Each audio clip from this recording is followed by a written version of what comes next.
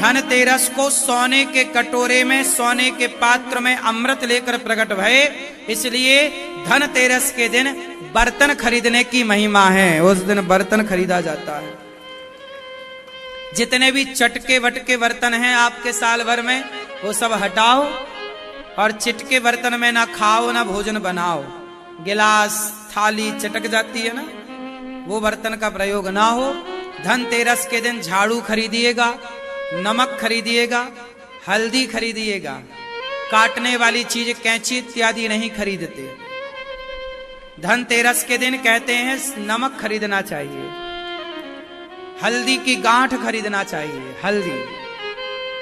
जय श्री कृष्ण भक्तों, राधे राधे। आप लोग और सोना चांदी तो आप खरीदते ही हैं जो आपका मन है। महाराज जी, इसका झाड़ू भी खरीदना चाहिए, कौड़ी भी खरीदना चाहिए। कौड़ी समझते हैं? बने रहिएगा, पूरी कथा को सुनिए। कौड़ी उससे खेलते थे पहले के जमाने में। माताएं बहनें कपड़े में भी उसको लगाती हैं आजकल, व्हाइट कलर की होती है। कौड़ी भी खरीदते हैं। एक जमाने में फूटी कौड़ी चलती थी। कौड़ी फूटी, लोग नहीं कहते तुम्हें हम एक कौड़ी ना देंगे। क्या कौड़ी है? वही तो कौड़ी। हाँ, ये कौड़ी है। तो कौड़ी लेना चाहिए और झाड़ू लेना चाहिए। घर की नकारात्मकता को हटाने के लिए नमक लेना चाहिए, नेगेटिविटी को समाप्त करने के लिए। साथ ही जो चतुर्दशी आएगी, नरक चौदस कहते हैं ना, छोटी दीपावली कहते। दीपावली के एक दिन पहले को क्या बोलते हैं? छोटी दिवाली। उसे नरक चतुर्दशी भी कहते हैं, नरक चौदस। कहा जाता है कि नरक चौदस के दिन एक दीपक जलाकर, अच्छा त्रयोदशी मतलब धनतेरस के दिन 13 दिया जलाना चाहिए। शाम को कितने दिया? 13। भक्तों की झोली भर दो लाडली श्री राधे, एक नजर कृपा की कर दो लाडली श्री राधे।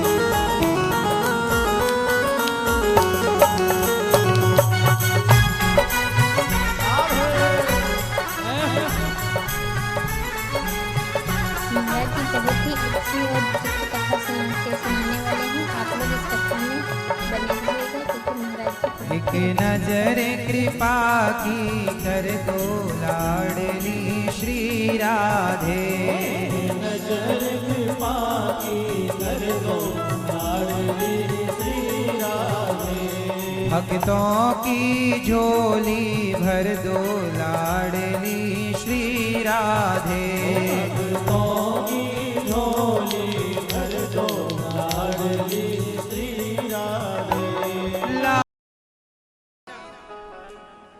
भक्त के संकट को ठाकुर जी अपने ही ऊपर लेते हैं। कथा है कि एक बार माता रुक्मणी जी ने जब सुना कि वृंदावन में कोई राधा नाम की कृष्ण प्रेमिका है, जो कृष्ण से प्रेम भी करती है और कृष्ण की पत्नी भी है, क्योंकि राधा जी तो भगवान श्री कृष्ण की पत्नी है। तो जब रुक्मणी माँ को सुना उन्होंने कि कोई राधा नाम की महिला है। एक बार श्याम सुंदर से माँ रुक्मणी ने पूछा, क्योंकि भगवान की पत्नियां बहुत है ना, 16,108 तो प्रमाणित हैं, बाकी राधा रानी अलग है उनसे। तो भगवान श्री कृष्ण की पत्नियों ने एक बार भगवान से पूछा कि ये बताइए, रुक्मणी माँ ने कहा कि आप सबसे ज्यादा प्रेम किससे करते हैं? अब जिसकी पत्नियां इतनी होंगी तो पत्नियां पूछ ही लेंगी कि आप सबसे ज्यादा प्यार किससे करते हैं। तो रुक्मणी जी ने पूछ लिया। तो भगवान ने कह दिया कि हम सबसे ज्यादा प्रेम राधा जी से करते हैं। रुक्मणी जी को लगा क्या राधा जी हमसे भी सुंदर हैं? क्या राधा जी हमसे भी सुंदर हैं? श्याम सुंदर ने कहा मैं क्या कहूं, आप खुद देख लेना। तो एक बार जब भगवान कुरुक्षेत्र आए, 100 वर्षों के बाद, वृंदावन जाने के 100 वर्षों के बाद भगवान वापस आए, तो भगवान कुरुक्षेत्र से लौटे तो यहीं से लौटे वृंदावन से। तो यहां श्री किशोरी जी थी, श्री राधा रानी थी।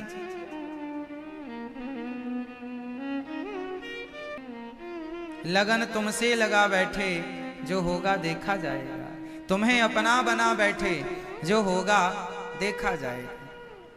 ऐसी लगन भगवान के चरणों में लग जाए कि सब कुछ भगवान ही कर रहे हैं, हम निमित्त बन करके केवल पुतली हैं, कठपुतली सबही नचावत राम गोसाई।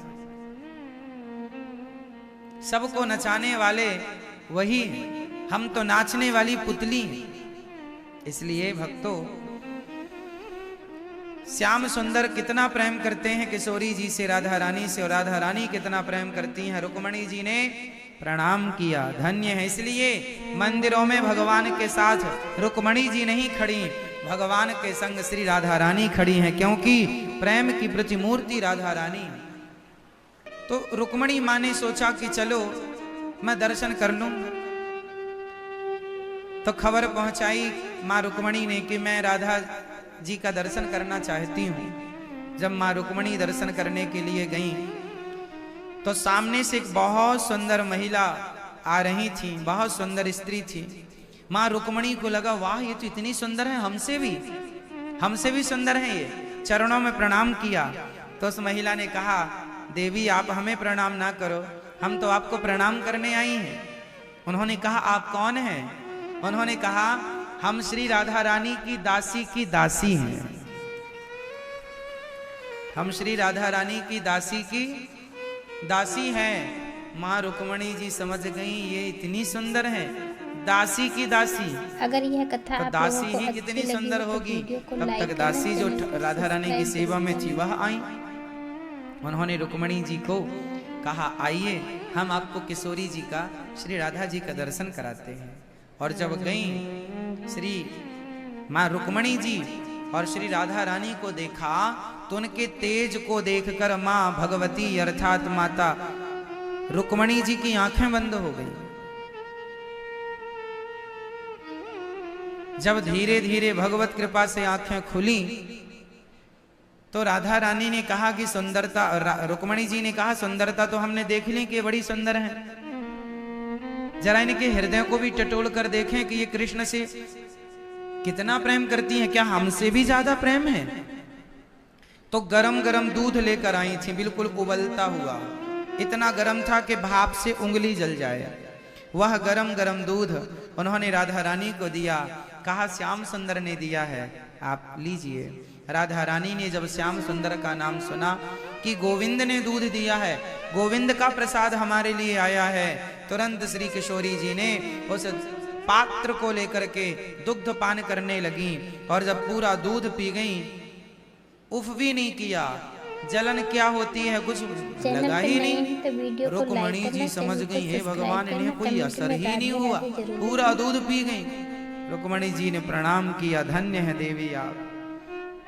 वापस जब आई रात्रि को श्याम सुंदर के चरण दबाने के लिए जब माता रुक्मणी जी गईं और माँ भगवती रुक्मणी जी जब चरण दबाने लगी तो देखा कि भगवान श्याम सुंदर के चरणों में फफोले पड़े थे, छाले हो गए थे, बड़े बड़े फोड़े हो गए थे।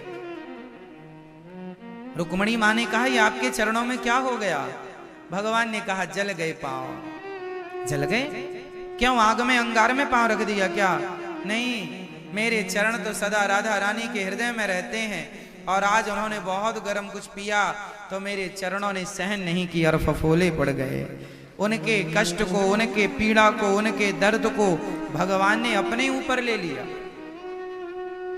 यही है भगवत प्रेम कि यदि भक्त भगवान से प्रेम करता है तो भक्त पर आया हुआ संकट भगवान अपने ऊपर ले लिया करते हैं। इसलिए समर्पण कर दो भगवान के चरणों में, आप जाने और आपका काम जाने। जय श्री कृष्ण भक्तों, राधे राधे। आप लोग कैसे हो? आशा करती हूँ आप लोग कुशल मंगल से होंगे। भक्तों, श्री अनिरुद्धाचार्य जी की कथा में आप सभी का स्वागत है। आप लोग इस कथा को पूरा सुने होंगे तो बहुत ही अच्छा लगा होगा, क्योंकि महाराज जी ने बताया है कि धनतेरस पर क्या क्या लेना चाहिए, क्या खरीदना शुभ होता है। अगर आप लोगों ने यह कथा सुनी होगी तो आप लोगों को समझ में आ ही गया होगा। आप लोग इस कथा को पूरा सुनिएगा। उसके बाद महाराज जी ने कथा सुनाई है। कथा बहुत ही अच्छी और विचित्र है। राधा रानी और कृष्ण जी की कथा है। हमें तो बहुत अच्छी लगी। अगर आप लोगों ने भी सुनी होगी तो आप लोगों को भी बहुत अच्छी लगी होगी। आप लोग इस कथा को बहुत ही ध्यानपूर्वक सुनिए, बहुत ही अच्छी कथा है। अगर आप लोग चैनल पर नए हैं तो प्लीज़ चैनल को सब्सक्राइब कीजिए और वीडियो को लाइक कीजिए। हम आप लोगों को इसी तरह की कथाएं इस चैनल पर लाके डालती रहती हूँ। आप लोग ज़्यादा से ज़्यादा सपोर्ट करिए।